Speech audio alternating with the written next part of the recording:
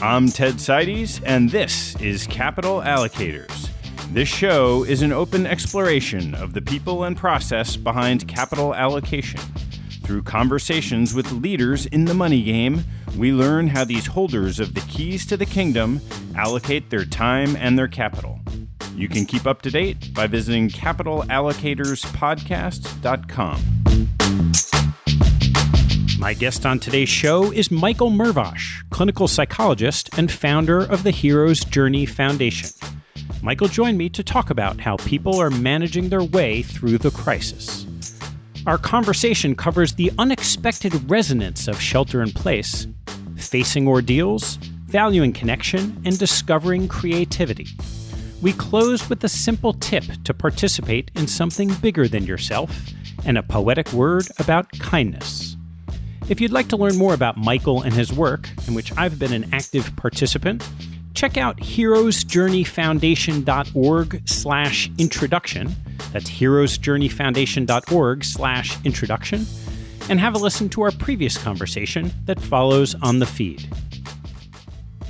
Today's show is sponsored by Northern Trust Front Office Solutions. Sophisticated multi-asset class investors need high-tech and high-touch data management solutions for their front and middle offices. Northern Trust Front Office Solutions combines high-powered functionality with exceptional client service to help asset allocators efficiently evaluate their portfolios, accelerate their insights, and mitigate their operational risk. Visit northerntrust.com/solutions to learn more. Please enjoy my conversation with Michael Mervosh. Michael, thanks for taking the time to do this. You're welcome, Ted. Why don't we just start by talking about how you've been spending these last couple weeks?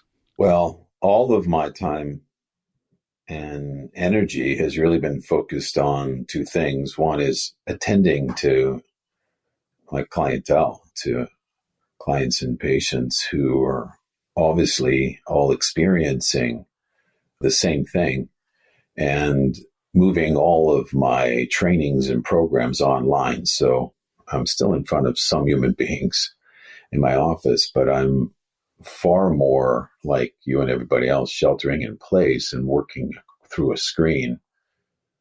I'm watching what everybody is doing and needing and what they're thinking about when they're sheltering in place. And it's really not what you think people are typically thinking about.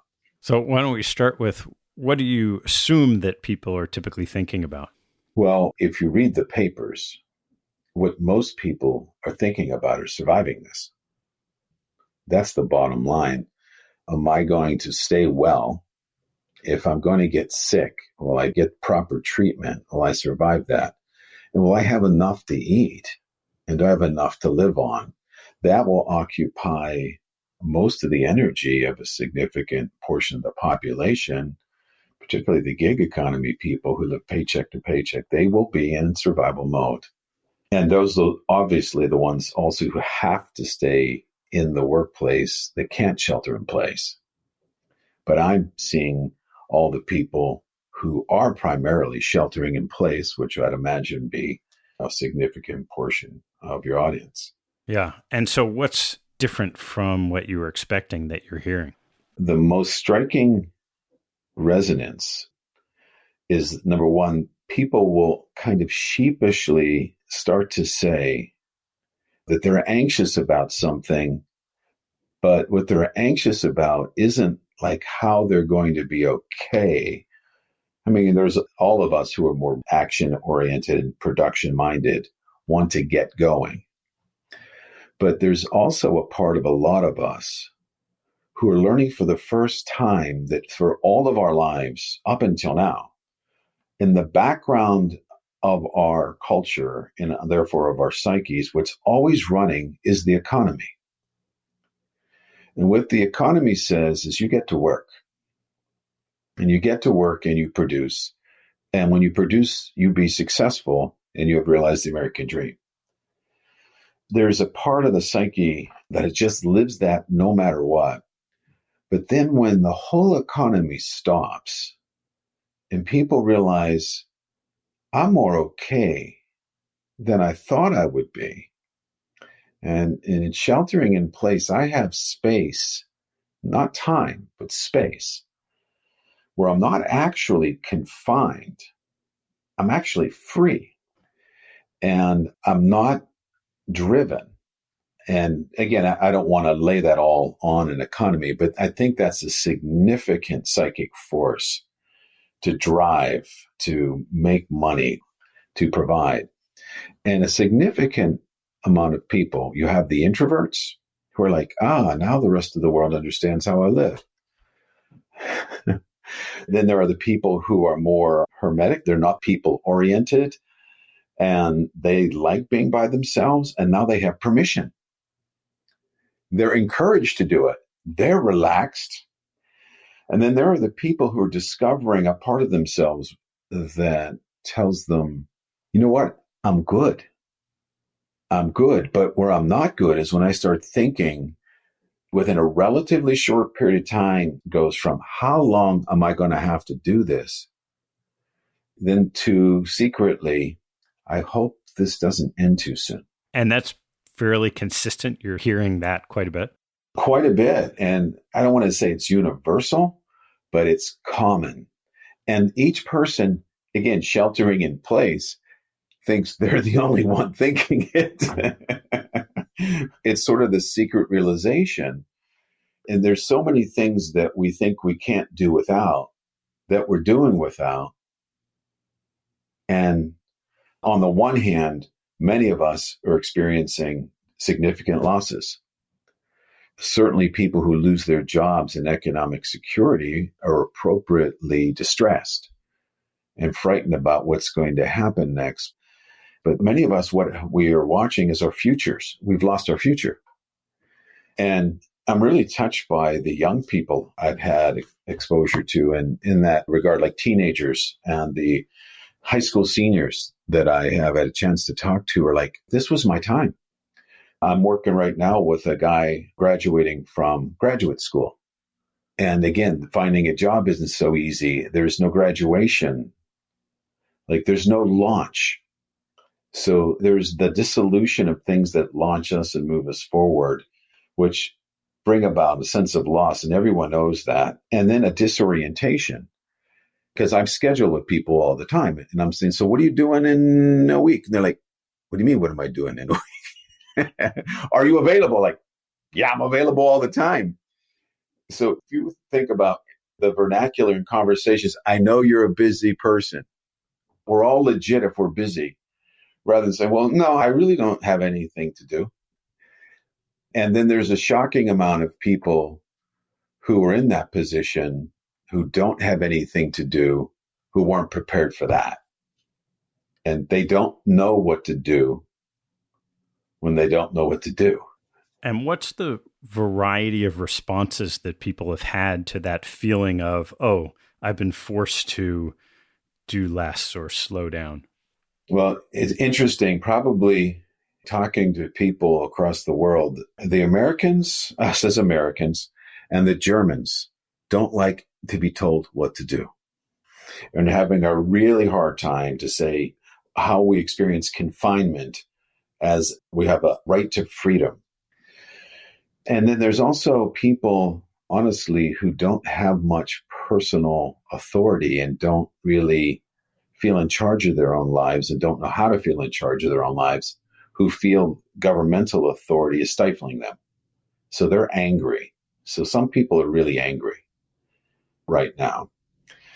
But there's also people who are remarkably, once they get through the disorientation, are saying things like, I like this. I don't know myself like this, but I'm really okay. And then there are people who already have shifted to sort of the gig economy, who were working from home, who would say, they're kind of sheepish when they say, you know, my life isn't all that different. But now I feel like the rest of the world is with me, so I feel less alone. So that's some of the range of what I'm seeing. Yeah, there's this notion that whenever we get past this, that things will change, and maybe we don't know what that means. Is it parts of the economy? Is it the way we work? more comfort with video? Is it going to eat at home more often? Do you have any sense of that notion of people being more comfortable in a different frame of mind than how you described as go, go, go, how that might play out from a human capital perspective? What is clear to me is the people who have the resources to change and adapt will and do. And they're surprised at how quickly they are adapting. I mean, I'm learning a whole lot about how to work and go deeply with people online that's very different than working in person. There's something about when you're willing to adapt and connect on screen, for example, that on the one hand, it's obvious that like you and I are now, we're not having a conversation like we did the last time in the same space. So it has a different quality to it. But because we know one another from the same space, it kind of transfers over. And then I've noticed it's kind of like a confessional from the Catholic perspective here in the Easter week, where when you're in a confessional and you don't go face to face, you feel freer to say what's really, you open up differently. The barrier is actually a support to opening. And so I'm watching people adapt to that and use the barrier almost as another way to connect differently, like not so head on and straight on. But again, the people who have the resources, the inner resources to adapt and change will recognize they're going to have to change. And then people who don't have them or don't believe that they have the inner resources to change will only wish to go back. And their prayer will be to return to something that was before, which we know on some level from the hero's journey myth, once you cross a threshold, it's a point of no return. And once a horse is out of a barn, they don't go back in the barn so easily unless they believe they can't make it in the pasture. So when you speak of inner resources, what is it that you mean that distinguishes someone who has the inner resources to change and someone who may not? Well, it has to do with a person's willingness, number one, and ability to manage their own internal responses to what's happening. You might be hearing a lot now about how much encouragement's going on for meditation. People should meditate. They should learn to relax. And there's a validity to that, but it doesn't help if you don't know how or you don't want to. But one of the most important things to do in times like this is have the ability to calm yourself. Because if you can't calm yourself and ground yourself and slow yourself down and kind of get out of your head, your fears will run away with you. You'll become irritable. This is where you see, of course, in times like this, sheltering in place for forced closeness, emotional conflict, and physical violence is rife. What's the type of change that you might expect if someone has experienced that ability to kind of stay within themselves and calm themselves down? Well, again, it all hinges, Ted, on our ability to tolerate disorientation, to have something undone that was once the way it was, because we get fixed in our way. When we get fixed into a habit or an economic class or a certain job or a certain way of thinking or a certain time we eat, we believe that we're not capable of living outside that pattern of the routine. So when that's broken, our fear is to want to hold ourselves together the way we were before. But this ability to say, I have a chance to change and be different, and I can benefit from it, is what it takes, is that understanding that change my ability to adapt is what allows me to survive. It's what allows the species to survive, to adapt to the circumstance. And if I could use the hero's journey metaphor again, that when you cross a threshold and you enter into a territory in your life that is totally unfamiliar to you, it becomes like either an adventure, an uplifting and fun adventure, or it becomes a nightmare, an ordeal. And it's safe to say that the pandemic that we're facing is a profound, profound ordeal. No one would want that or see that as in any way as an adventure. But from the standpoint of the hero's journey, where something is yielded for you, where there's a reward or a boon, to use Campbell's language, is sometimes it only will come through the ordeal, because the ordeal makes you have to let go of what you're clinging to in order for what's waiting for you to come. Except you don't think anything is either in you that's there or in your world is there. So it's the fixed nature of things that we all suffer from that make us grasp for that. And many of us are having that undone in very simple ways, but in some of us in profound ways. And if someone's yearning, really yearning to change in some sense and say, okay, they're aware that change is happening and they want to embrace it, what would you recommend that somebody do to move in that direction? It's really simple and strangely hard, which is anything else but what you always do. Anything but that. That's how you start to undo a fixed pattern. And years ago, when we ran a program for personal transformation with George Leonard, he was one of the founders of the human potential movement back in the 70s. And he was an elderly guy, and I was mentoring under him. And he would say, start small. Like, if you want to think differently, brush your teeth with your opposite hand. If you can't do that and you're not willing to do it, what makes you think you'd be willing to think differently? Because you have to think differently for a second. But the awkwardness of something that where we feel incapable or where we feel unwilling to go, like that is definitely the areas where it has the greatest potential for development. Our strong suits don't need more work. And that's how we get out of balance, because we're afraid to develop our deficits or things that we never did before. So really, like in a time like this, many of us are surprised by the fact that we really enjoy an ordinary life. And how many people who do you know, maybe you're one of them, who are doing things called, I think they call them jigsaw puzzles. Have you heard of those? But there's a shared participation. And that's one of the things that allow us to realize what we value sometimes more than productivity. We get clearer about what our values are, that we value a sense of shared time and something that we can do. And that's why I think jigsaw puzzles are great, because sometimes some of us don't know how to sit together. There's only so much people feel like they were willing to or want to talk about.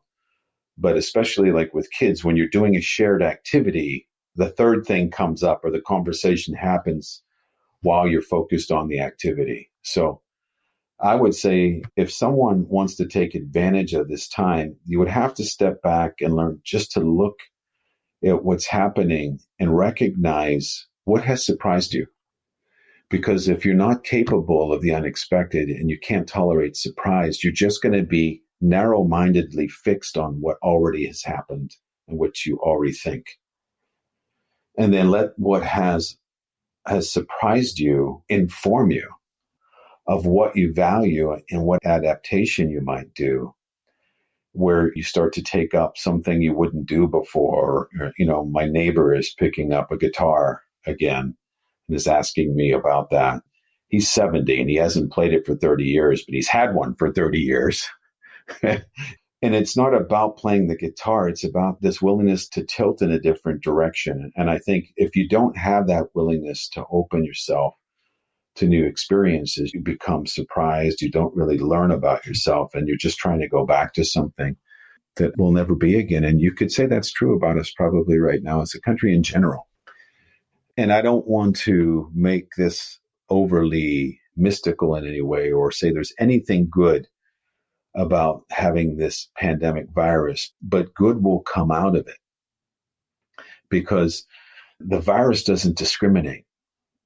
But the thing about all of us being in the same place together, loneliness is a great equalizer. All of us are going to feel lonely at times. And anyone listening now, there's going to be a significant percentage of us who are actually sheltering in place by ourselves. and don't have access to people. So we learn about, number one, what we value when it's taken away, because you have to have it taken away to know if you value it. Because if you don't value it that much, you don't do much to get it back. And if you really value it, you really put yourself into getting it back. We all are realizing how much we need each other. And that's the big learning, I think. If we don't learn that as a species, we'll just continue to destroy each other. Michael, if you bring together a couple of these threads, you mentioned that you're learning to connect with people that you're working with online, that loneliness is an issue and people are realizing they need each other. Are there things that you've figured out over these last couple of weeks about how to connect with people through the computer in a genuine way? Because there are so many of us that are conducting at least the work side of our lives online like we're doing now. What matters to people is what means something to people. And what typically means something to people is something that has shared value and shared meaning. And it's surprising how ordinary it really is. Even in these training programs I'm running with people from all over, what people are calling hangouts or meetups, right? Where you're just hanging out, but especially when it's not a forced conversation. You know, when you're with somebody that you're not well acquainted with, you feel like you have to keep a banter going, and it's tiresome. The space is similar to like a jigsaw puzzle where you have the activity allowing everyone to relax and just be there. You know, it's kind of like the happy hours that people are having, but it's a shared gladness that we actually get to be together.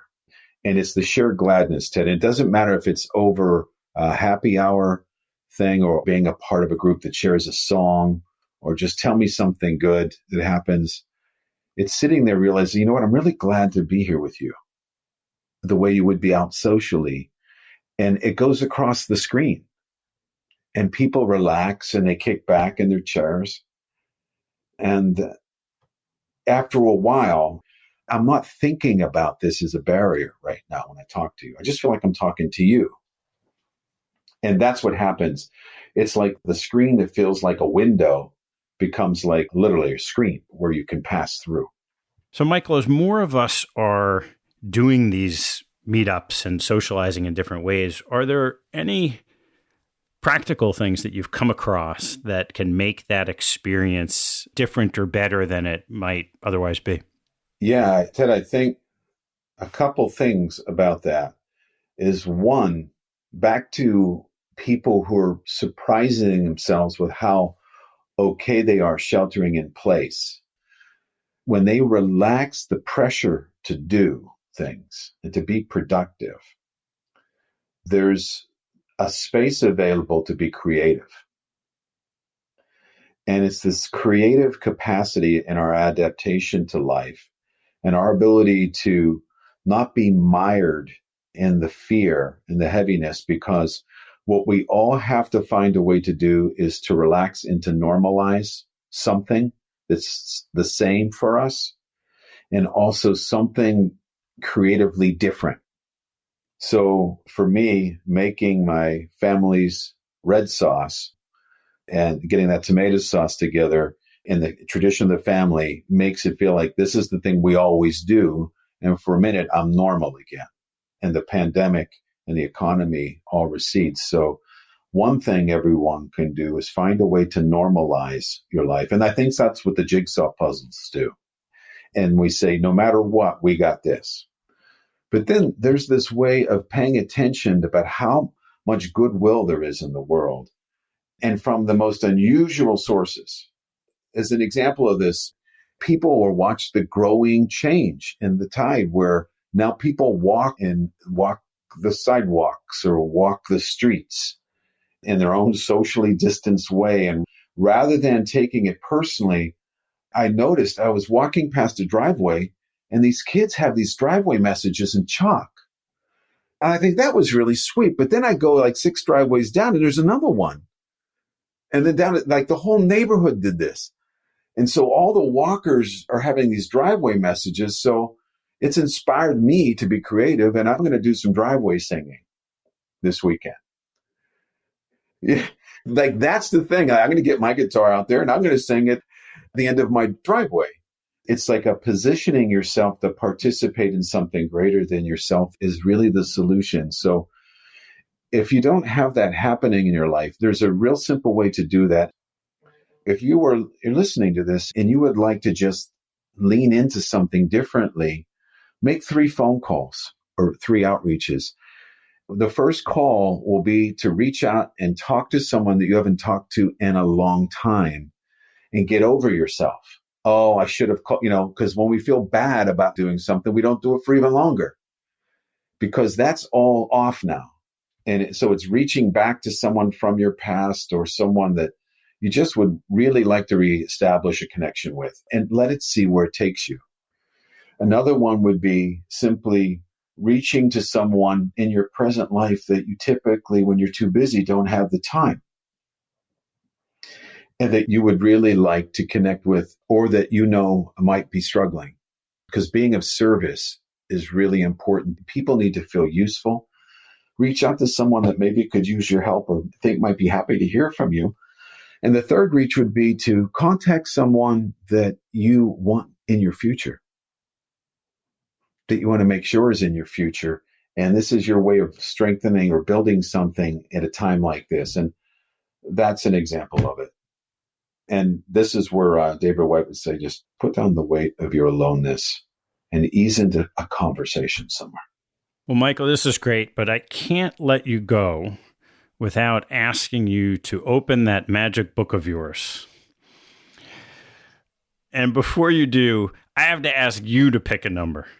I can't pick the ones I know already. I'll pick a number that I wouldn't typically pick. How's that? In that same way. I'll say 67. Yeah, it's always the odd ones with you, isn't it? It is the odd ones with me, man, for sure. That's good. Yeah, 67.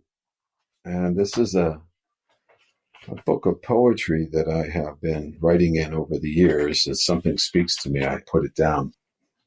Oh my, this is something. I've just slayed myself.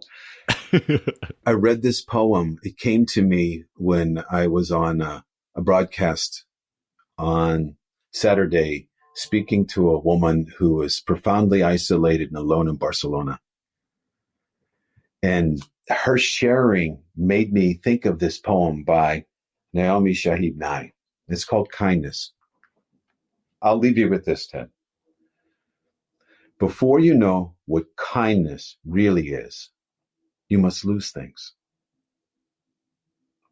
Before you can know what kindness really is, you must lose things. You must feel the future dissolve in a moment, like salt in a weakened broth.